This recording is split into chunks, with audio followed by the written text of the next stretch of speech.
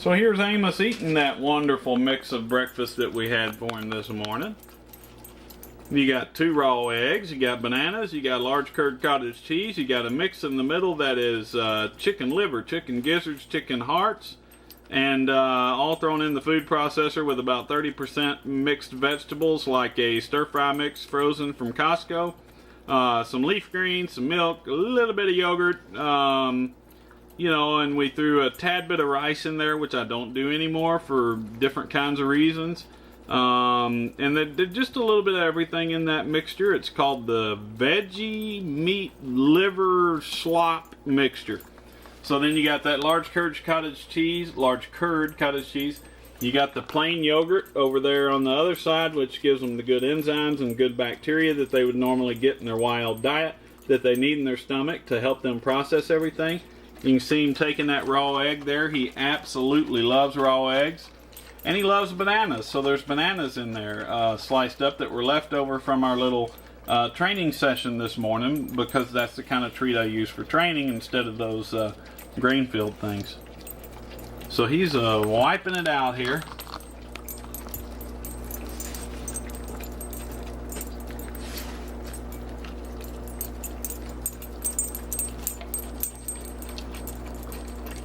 It's a pretty good sized breakfast. It's not rocket science. I didn't calculate it. I didn't balance it.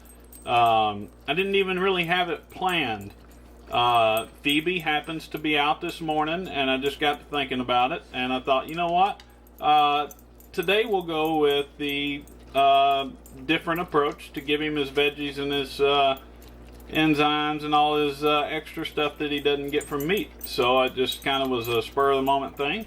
And I grabbed a plate, threw some eggs on it, grabbed a package out of the freezer with the chicken liver gizzard mix in it, and poured that in there, threw some cottage cheese and some yogurt on the plate, sliced bananas left over from the training earlier, and boom, boom, boom, a couple of minutes later, you've got a dish made up and ready to go. It was very simple. It's very easy. So sometimes it seems like when you look at my dishes like just a still shot picture of them, it can seem like, wow, he's really, you know, got this figured out and he's really doing it right, and look at how great that looks. He must have really spent a lot of time on it.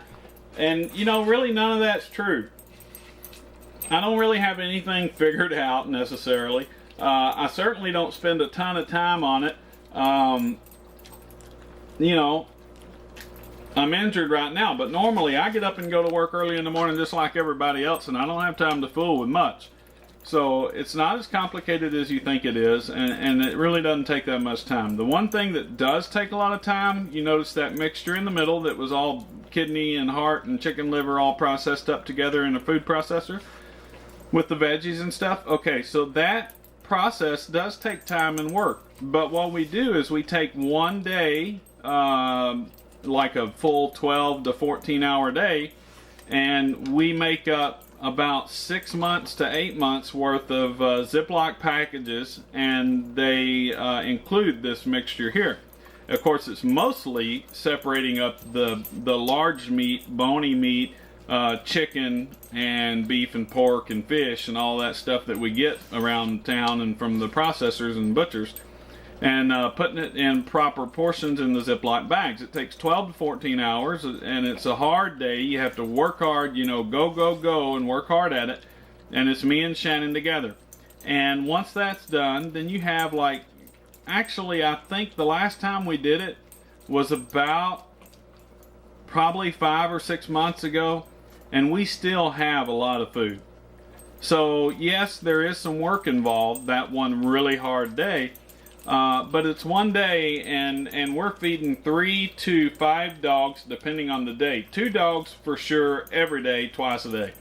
But then we have Sadie that comes over. We have Piper and Muddy that we feed most of the time. And there's a couple other dogs that we babysit from time to time. So we feed a lot of dogs. And like I said, Piper and Muddy almost every day. So, and we've still got a ton of food. So that one day, if you work hard and have enough supply ready to be portioned off, you can knock out a ton of food in that day. Or I know people who do it weekly. They go to their butcher. They only take about 10 or 15 pounds at a time, and they bring it home one day a week, like on a Friday evening. Throw it in the sink. Take a meat cleaver and a knife. They portion it up. It takes about maybe an hour or two at the most, and they've got a week's worth of food ready to go. So you can do it however. But you notice that he loved everything he was given. He literally cleaned that plate. So I know that I'm wordy. I'm very wordy. I talk a lot. It comes from my history of being an instructor for Mall Bell. I'm really bad about lecturing and going on, and Shannon gets on to me for it all the time. But hopefully,